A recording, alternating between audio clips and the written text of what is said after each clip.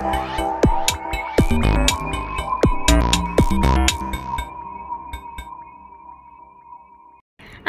আলাইকুম।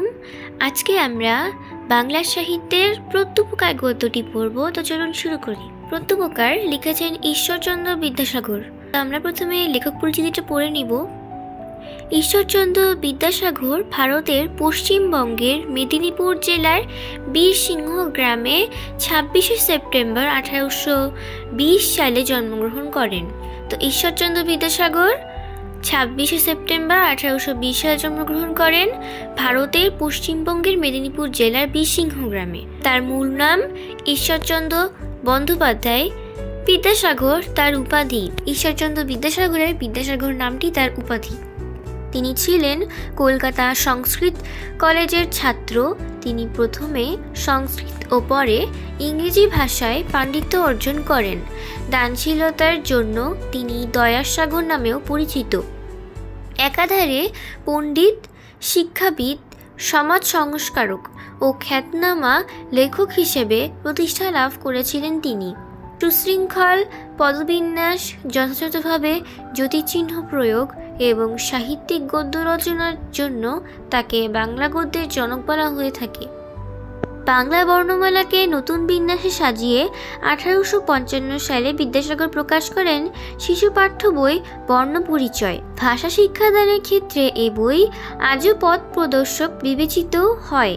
বেতাল পঞ্চবিংশতি, ব্যাকরণ কৌমুদী, শকুন্তলা, বিধবা বিবাহ প্রচলিত হওয়া উচিত কিনা এতদিশয় প্রস্তাব, সীতার বনবাস, ভ্রান্তিবিলাস প্রভৃতি তার প্রধান গ্রন্থ। ঈশ্বরচন্দ্র বিদ্যাসাগর 1891 সালের 29শে জুলাই মৃত্যুবরণ করেন। তো এখন আমরা মূল গল্পে চলে যাব। আলী ইবনে আব্বাস নামে এক ব্যক্তি মামুন নামক খলিফার প্রিয়পাত্র ছিলেন। তো তোমরা বুঝতেই পারছো, মামুন নামক এক খলিফা ছিলেন যার প্রিয় পাত্র ছিল আলী ইবনে আব্বাস নামক একটি ব্যক্তি। তিনি বলিয়া গিয়েছেন, আমি একদিন অপরাহে খলিফার নিকটে বসিয়া আছি, এমন সময় হস্তবদ্ধ এক ব্যক্তি তাহার সম্মুখে নীত হইলেন। তো এখানে বলেছে যে একদিন আলী ইবনে আব্বাস মামুন নামক খলিফার কাছে বসেছিল, তখনই হস্তবদ্ধ মানে হাত পা বাঁধা এক ব্যক্তি তাহার সম্মুখে মানে খলিফার সম্মুখে নীত হইলেন। খলিফা আমার প্রতি এই আজ্ঞা করিলেন, তুমি এই ব্যক্তিকে আপন আলুয়ে লইয়া গিয়া রুদ্ধ করিয়া রাখিবে এবং কল্ল আমার নিকট উপস্থিত করিবে। তো খলিফা বললেন যে খলিফা আলী ইবনে আব্বাসকে বললেন যে এই হস্তবদ্ধ ব্যক্তিটাকে আলী ইবনে আব্বাস যেন তার বাসায় নিয়ে যে রুদ্ধ করে রাখে মানে বন্দি করে রাখে, আর তারপরের দিন মানে কালকে খলিফার নিকট উপস্থিত করতে। তদীয় ভাব দর্শনে স্পষ্ট প্রতীত হইল তিনি ওই ব্যক্তির ওপর অত্যন্ত ক্রুদ্ধ হইয়াছেন। তো আলী ইবনে আব্বাস বুঝতে পারলেন যে খলিফা এই হস্তবদ্ধ ব্যক্তিটার ওপর অনেক বেশি রাগ। আমি তাহাকে আপন আলুয়ে আনিয়া অতি সাবধানে রুদ্ধ করিয়া রাখিলাম, কারণ যদি তিনি পালাইয়া যান আমাকে খলিফার কোপে পতিত হইতে হবে।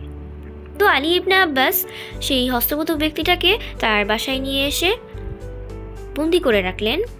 যদি হস্তবদ্ধ ব্যক্তিটা পালায় যায় তাহলে আলী ইবনে আব্বাস অনেক বিপদে পড়ে যেতে পারে। কিছুক্ষণ পরে আমি তাহাকে জিজ্ঞাসিলাম, আপনার নিবাস কোথায়? তিনি বলিলেন, ডেমাস্কাস আমার জন্মস্থান। ওই নগরের যে অংশে বৃহৎ মসজিদ আছে তথাই আমার বাস।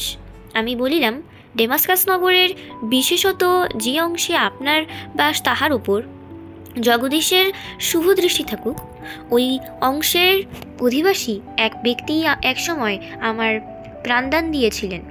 তো এখানে বলা হয়েছে কিছুক্ষণ পর আলী ইবনে আব্বাস সেই হস্তবদ্ধ ব্যক্তিটাকে কিছু প্রশ্ন জিজ্ঞেস করলেন, যেরকম তার বাসা কোথায়, আর হস্তবদ্ধ ব্যক্তিটি উত্তর দিল তার বাসা ডেমাস্কাস। ওই নগরের যে অংশে একটা বড় মসজিদ আছে সেখানেই তার বাস। আলী ইবনে আব্বাস বলল, ডেমাস্কাস নগরের উপর যেন জগদীশের শুভ দৃষ্টি থাকুক, কারণ সেই জায়গায় এক ব্যক্তি আলী ইবনে আব্বাসকে প্রাণদান দিয়েছিলেন। আমার এই কথা শুনিয়া তিনি সবিশেষ জানিবার নিমিত্ত ইচ্ছা প্রকাশ করিলে। আমি বলিতে আরম্ভ করিলাম, বহু বৎসর পূর্বে ডেমাস্কাসের শাসনকর্তা পদচ্যুত হইলে যিনি তদীয় পদে অধিষ্ঠিত হন, আমি তাহার সমভিব্যাহারে তথায় গিয়েছিলাম। পদচ্যুত শাসনকর্তা বহু সংখ্যক সৈন্য লইয়া আমাদিগকে আক্রমণ করিলেন। হস্তবদ্ধ ব্যক্তিটি তার এই কথা শুনে ইচ্ছা প্রকাশ করলেন যে তার সাথে কি হয়েছিল। তো আলী ইবনে আব্বাস বলল যে অনেক বছর আগে ডেমাস্কাসের শাসনকর্তা পদচ্যুত হন, নতুন যে শাসনকর্তা আসে আলী ইবনে আব্বাস তার কাছে গিয়েছিল।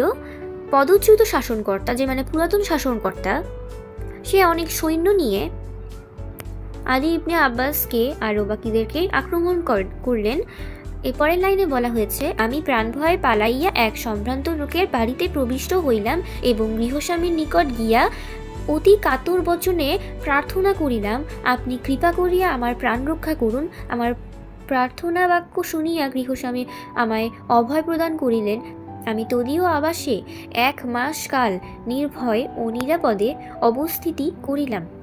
এই লাইনে বোঝানো হয়েছে যে আলী ইবনে আব্বাস প্রাণ ভয়ে পালায় একটা অনেক সম্ভ্রান্ত একটা লোকের বাড়িতে গেলেন, আর সেই সম্ভ্রান্ত পরিবারের যেই গৃহস্বামী যে কর্তা তার কাছে সে অনেক অনুনয় বিনয় করে বললেন যে যেন তাকে থাকতে দেয়, কিছুদিন সাহায্য করে, কারণ তাকে যেহেতু আক্রমণ করা হয়েছে।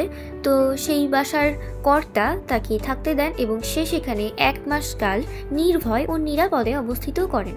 একদিন আশ্রয়দাতা আমায় বলিলেন, এ সময় অনেক লোক বাগদাদ যাইতেছেন, স্বদেশ প্রতিগমনের পক্ষে আপনি ইহা অপেক্ষা অধিক সুবিধার সময় পাইবেন না।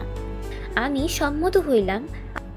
আমার সঙ্গে কিছুমাত্র অর্থ ছিল না, লজ্জাবশত আমি তাহার নিকট সে কথা ব্যক্ত করিতে পারিলাম না। তিনি আমার আকার প্রকার দর্শনে তাহা বুঝিতে পারিলেন, কিন্তু ততকালে কিছু না বলিয়া মৌন অবলম্বন করিয়া রহিলেন। তো এখানে বলা হয়েছে, একদিন ওই বাসার যে কর্তা তাকে আশ্রয় দিয়েছিলেন, সে আশ্রয়দাতা তাকে এসে জানালেন যে অনেক লোক বাগদাদ যাচ্ছে, সে যদি তার শহরে এখন ফিরে যেতে চান তাহলে এটা এখন অনেক বড় একটা সুযোগ। আলী ইবনে আব্বাস সম্মত হলো। তো আলী ইবনে আব্বাসের কাছে কোনো অর্থ অথবা কোনো টাকা পয়সা কিছু ছিল না, কিন্তু সে এটা লজ্জাবশত বলতে পারেনি। যেই লোকটা তাকে আশ্রয় দিয়েছিলেন সেই লোকটা তার আচার আচরণ দেখেই বুঝতে পারলেন, কিন্তু সে ওই সময় কিছু বললেন না, সে সেই কথাটা তার মনে রেখে দিলেন। তিনি আমার জন্য যে সমস্ত উদ্যোগ করিয়া রাখিয়াছিলেন, প্রস্থান দিবসে তাহা দেখিয়া আমি বিস্ময়াপন্ন হইলাম। একটি উৎকৃষ্ট অশ্ব সুসজ্জিত হইয়া আছে, আর একটি অশ্বের পৃষ্ঠে খাদ্য সামগ্রী স্থাপিত হইয়াছে, আর পথে আমার পরিচর্যা করিবার নিমিত্ত একটি ভৃত্য প্রস্থানার্থে প্রস্তুত হইয়া রহিয়াছে। প্রস্থান সময় উপস্থিত হইলে সেই দয়াময় সদাশয় আশ্রয়দাতা আমার হস্তে একটি স্বর্ণমুদ্রার থলি দিলেন এবং আমাকে যাত্রীদের নিকট লইয়া গেলেন। তন্নাতে যাহাদের সহিত তাহার আত্মীয়তা ছিল তাহাদের সঙ্গে আলাপ করাইয়া দিলেন। আমি আপনকার বসতি স্থানে এই সমস্ত উপকার প্রাপ্ত হইয়াছিলাম। এই জন্য পৃথিবীতে যত স্থান আছে ওই স্থান আমার সর্বাপেক্ষা প্রিয়। তো এই লাইনে বোঝানো হয়েছে যে আশ্রয়দাতা আলী ইবনে আব্বাসের জন্য অনেক উদ্যোগ নিয়েছিলেন, যা তার যাওয়ার দিন সে এসব দেখে খুবই অবাক হন। আশ্রয়দাতাটি তার জন্য রেখেছেন একটি ঘোড়া, আরেকটি ঘোড়া যার পিঠে খাদ্য সামগ্রী ছিল, আর পথে তার পরিচর্যা করার জন্য একটি দাস দিয়েছিলেন। ফিরে যাওয়ার সময় আশ্রয়দাতা আলী ইবনে আব্বাসের হাতে একটি স্বর্ণমুদ্রার থলি দিলেন এবং আলী ইবনে আব্বাসকে যাত্রীদের নিকটে নিয়ে গেলেন। যার সাথে আশ্রয়দাতাটির একটু আত্মীয়তা ছিল তাদের সঙ্গে আলাপ করিয়ে দিলেন। সেই আশ্রয়দাতাটি তার এত উপকার করার কারণে আলী ইবনে আব্বাসের পুরো পৃথিবীতে সবচেয়ে প্রিয় স্থান হচ্ছে ডেমাস্কাস। এই নির্দেশ করিয়া দুঃখ প্রকাশ পূর্বক আমি বলিলাম, আক্ষেপের বিষয় এই, আমি এ পর্যন্ত সেই দয়াময় আশ্রয়দাতার কখনো কোনো উদ্দেশ্য পাইলাম না। যদি তাহার নিকট কোনো অংশে কৃতজ্ঞতা প্রদর্শনের অবসর পাই, তাহা হইলে মৃত্যুকালে আমার কোনো ক্ষোভ থাকে না। এই কথা শুনিবা মাত্র তিনি অতিশয় আহ্লাদিত হইয়া বলিলেন, আপনার মনোকাম পূর্ণ হইয়াছে। আপনি যে ব্যক্তির উল্লেখ করিলেন সেই এই হতভাগ্যাই আপনাকে 1 মাস কাল আপন আলোয় রাখিয়াছিলেন। তার এই কথা বলা শেষ হওয়ার পর আলী ইবনে আব্বাস বলল যে আলী ইবনে আব্বাস মন খারাপ করে বললেন, আক্ষেপের বিষয়ে এই যে আলী ইবনে আব্বাস এখন পর্যন্ত সেই দয়াময় আশ্রয়দাতার কোনো উদ্দেশ্য পায়নি। যদি আলী ইবনে আব্বাস সেই আশ্রয়দাতারকে কোনোদিন পায়, তাহলে সেই কৃতজ্ঞতা তাকে আবার ফিরিয়ে দিতে চান, তাহলে তার আর মৃত্যুকালে আর কোনো ক্ষোভ থাকবে না। এই কথা শুনে হস্তবদ্ধ ব্যক্তিটি বললেন, আপনার ইচ্ছা পূরণ হয়েছে, কারণ সেই অতিশয় আশ্রয়দাতা তো সেই 1 মাস কাল আলী ইবনে আব্বাসকে তার বাসায় আশ্রয় দিয়েছিলেন। তাহার এই কথা শুনিয়া আমি চমকিয়া উঠিলাম। সবিশেষ অভিনিবেশ সহকারে কিয়ৎক্ষণ নিরীক্ষণ করিয়া তাহাকে চিনিতে পারিলাম। আহ্লাদে পুলকিত হইয়া অশ্রুপূর্ণ নয়নে আলিঙ্গন করিলাম। তাহার হস্ত ও পদ হইতে লৌহ শৃঙ্খল খুলিয়া দিলাম এবং কি দুর্ঘটনাক্রমে তিনি খলিফার কোপে পতিত হয়েছেন তাহা জানিবার নিমিত্তে নিতান্ত ব্যগ্র হইলাম। তখন তিনি বলিলেন, কতিপয় নিজ প্রকৃতির লোক ঈর্ষাবশত শত্রুতা করিয়া খলিফার নিকট আমার ওপর উৎকট দোষারোপ করিয়াছে। এখানে বলা হয়েছে, তার এই কথা শুনে আলী ইবনে আব্বাস চমকে গেলেন এবং কান্না ভরা চোখে তার সাথে আলিঙ্গন করিলেন, তার হাত ও পা খুলে দিলেন এবং কি দুর্ঘটনার কারণে সে খলিফার কোপে পতিত হয়েছেন তা জানতে চাইলেন। তখন তিনি বললেন, কতিপয় নিজ প্রকৃতির লোক ঈর্ষাবশত শত্রুতা করিয়া খলিফার নিকট আমার উপর উৎকট দোষারোপে করিয়াছে। তদীয় আদেশক্রমে হঠাৎ অবরুদ্ধ ও এখানে আনিত হইয়াছি। আসিবার সময় স্ত্রী পুত্র কন্যাদিগের সহিত দেখা করিতে দেয় নাই। বোধ করি আমার প্রাণদণ্ড হইবে। অতএব আপনার নিকট বিনীত বাক্যে প্রার্থনা এই, আপনি অনুগ্রহ করিয়া আমার পরিবারবর্গের নিকট এই সংবাদ পাঠাইয়া দিবেন, তাহা হইলে আমি যথেষ্ট উপকৃত হইব। এই লাইনে বোঝানো হয়েছে যে আশ্রয়দাতাটি আলী ইবনে আব্বাসের তার দুর্ঘটনা সম্পর্কে জানার কথা শুনেছে। বললেন, কিছু খারাপ মানুষ তার সাথে হিংসা করে তাকে এরকম বিপদে ফেলেছেন, মিথ্যা অভিযোগ দিয়ে তাকে এখন এখানে আসতে হয়েছে। সে আসার সময় তার স্ত্রী, ছেলে এবং মেয়ের সাথে দেখা করতে পারেননি। এজন্য এখন সে চায় আলী ইবনে আব্বাস যেন তার পরিবারকে জানিয়ে দেন যে তার মৃত্যুদণ্ড হবে, তাহলে সে অনেক উপকৃত হবে। আর এই প্রার্থনা শুনিয়া আমি বললাম, না না, আপনি এক মুহূর্তের জন্য প্রাণনাশের আশঙ্কা করিবেন না, আপনি এই মুহূর্ত হইতে স্বাধীন। এই বলিয়া পাথেয় স্বরূপ সহস্র স্বর্ণমুদ্রার একটি থলি তাহার হস্তে দিয়া বলিলাম, আপনি অবিলম্বে প্রস্থান করুন এবং স্নেহাসম্পদ পরিবারবর্গের সহিত মিলিত হইয়া সংসার যাত্রা সম্পন্ন করুন। আপনাকে ছাড়িয়া দিলাম, এজন্য আমার উপর খলিফার মর্মান্তিক ক্রোধ দেশ জন্মিবে তাহাতে সন্দেহ নেই। কিন্তু যদি আপনার প্রাণ রক্ষা করিতে পারি, তাহা হইলে সেজন্য আমি অনুমাত্র দুঃখিত হইব না। এই লাইনে বোঝানো হয়েছে, ব্যক্তিটির কথা শুনে আলী ইবনে আব্বাস তাকে না বলে বললেন, প্রাণনাশের কোনো আশঙ্কা নেই, সেই ব্যক্তিটি এখন থেকেই স্বাধীন। বলে আলী ইবনে আব্বাস তার হাতে একটি স্বর্ণমুদ্রার থলি দিলেন এবং বললেন যে আপনি স্বাধীন এবং আপনি এখন ফিরে যেয়ে আপনার সংসার আবার করতে পারেন। কিন্তু আপনাকে ছেড়ে দেওয়ার কারণে খলিফা অবশ্যই আমার উপর অনেক রাগ হবেন, কিন্তু যদি ব্যক্তিটির প্রাণ রক্ষা আলী ইবনে আব্বাস করতে পারেন তাহলে তার একটুও মন খারাপ হবে না। আমার প্রস্তাব শুনিয়া তিনি বলিলেন, আপনি যাহা বলিতেছেন আমি কখনোই তাহাতে সম্মত হইতে পারিব না। আমি এত নিজাশয় ও স্বার্থপর নহি যে কিছু কাল পূর্বে যে প্রাণের রক্ষা করিয়াছি, আপন প্রাণ রক্ষার্থে এখনই সেই প্রাণীর বিনাশের কারণ হইব, তাহা কখনোই হইবে না, যাহাতে খলিফা আমার উপর অক্রোধ হন। আপনি দয়া করিয়া তাহার যথোপযুক্ত চেষ্টা করুন, তাহা হইলেই আপনার প্রকৃত কৃতজ্ঞতা প্রদর্শন করা হইবে। যদি আপনার চেষ্টা সফল না হয়, তাহা হইলেও আমার কোনো ক্ষোভ থাকিবে না। বন্দী ব্যক্তিটি আলী ইবনে আব্বাসের এই প্রস্তাব শুনে মানলেন না। সে বললেন যে সে কখনোই এত স্বার্থপর এবং নীচ হতে পারবেন না। সে কিছুকাল আগে যাকে জীবনদান দিয়েছেন, নিজের জীবন বাঁচাতে তারই জীবন এখন নিয়ে নিবেন। কিন্তু সে আলী ইবনে আব্বাসকে বললেন যে যেই কথাতে বা কাজে খলিফা বন্দী ব্যক্তিটির ওপর অক্রোধ হবেন, মানে আর রাগ থাকবেন না, সেটা যেন আলী ইবনে আব্বাস করে আর কি। যদি খলিফা তাও যদি খলিফা তাতে না মানেন, তাহলে তার আর কোনো ক্ষোভ নেই।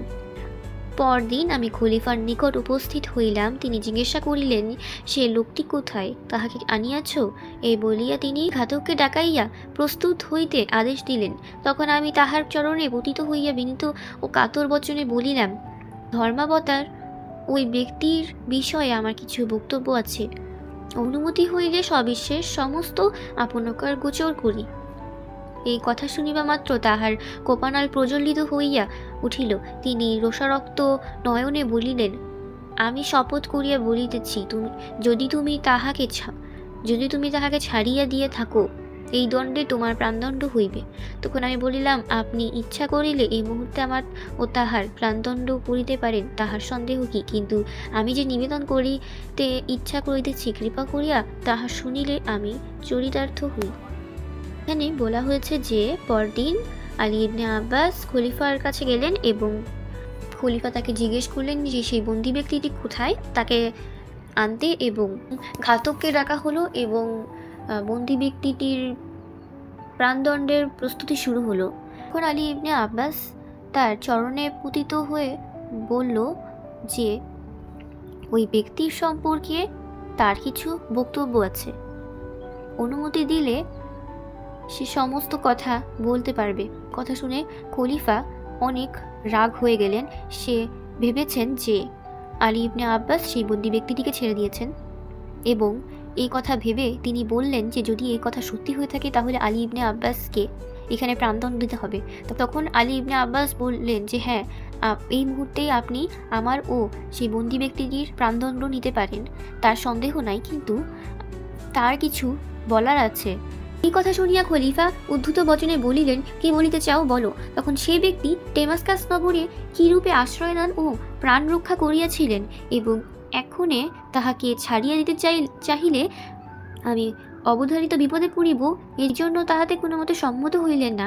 এই দুই বিষয়ে সবিশেষ নির্দেশ করিয়া বলিলাম, ধর্মাবতার, যে ব্যক্তির এরূপ প্রকৃতি ও এরূপ মতি, অর্থাৎ যে ব্যক্তি এমন দয়াশীল, পরোপকারী, ন্যায়পরায়ণ, সদ্বিবেচক, তিনি কখনোই দুরাচার নহেন। নিজ প্রকৃতি পরহিংসুক দুরাত্মারা ঈর্ষাবশত অমূলক দোষারোপী করিয়া তাহার সর্বনাশ করিতে উদ্যত হইয়াছে।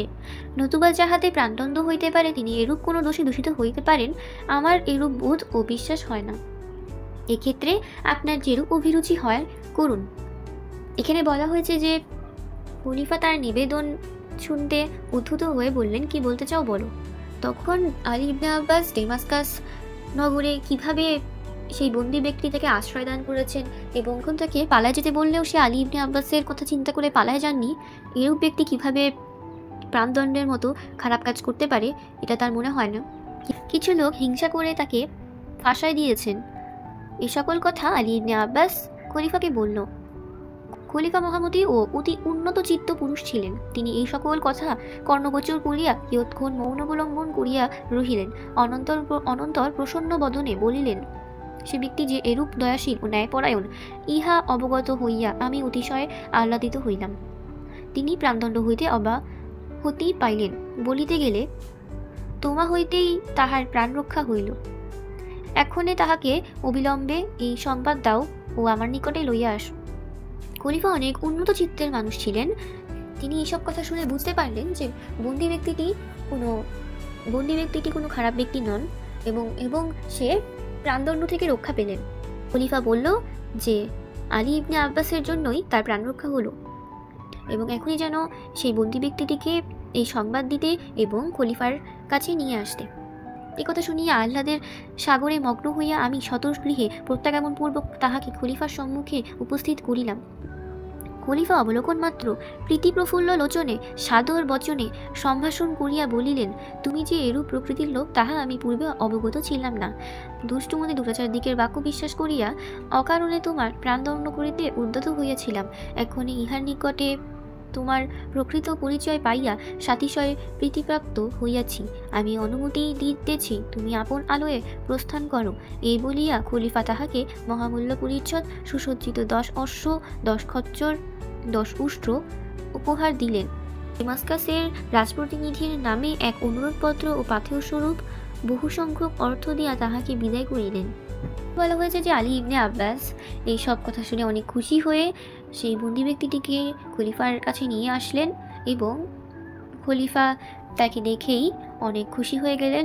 খলিফা বললেন যে বন্দি ব্যক্তিটি যে এরকম প্রকৃতির লোক তা সে আগে জানতো না। দুষ্ট দুরাচার দিকের বাক্য বিশ্বাস করে সে অকারণেই তার প্রাণদণ্ড নিতে যাচ্ছিল। এখন তার প্রকৃত পরিচয় জেনে সে অনেক খুশি হয়েছে। এজন্য খলিফা তাকে অনুমতি দিয়েছে যেন সে তার বাসায় চলে যায়। এ বলে খলিফা তাকে মহামূল্য পরিচ্ছদ মানে কাপড়, সুসজ্জিত 10 অশ্ব মানে 10টি ঘোড়া, 10টি খচ্চর ও 10টি উট উপহার দিলেন এবং ডেমাস্কাসের রাজপ্রতিনিধির নামে এক অনুরোধপত্র এবং বহু সংখ্যক অর্থ দিয়ে মানে অনেক টাকা পয়সা দিয়ে তাকে বিদায় করলেন। এটা ছিল আমাদের গল্প। তো গল্প পড়ার আগে অবশ্যই তোমরা শব্দ অর্থ আর টিকাগুলো পড়ে নিবে। যদি তোমরা শব্দ অর্থ আগে জেনে নাও তাহলে গল্প পড়ে তোমাদের গল্পের কিছু কিছু কঠিন শব্দের অর্থ তোমরা বুঝতে পারবে যেটা তোমরা আগে থেকে জানো না। আই হোপ তোমাদের আজকের ভিডিওটা ভালো লেগেছে এবং যদি তোমাদের আরও কোনো কোয়েশ্চেন থেকে থাকে তাহলে অবশ্যই আমাকে কমেন্টসে লিখবে। আমি চেষ্টা করব তোমাদের কমেন্টসের উত্তর দেওয়ার। আল্লাহ হাফেজ।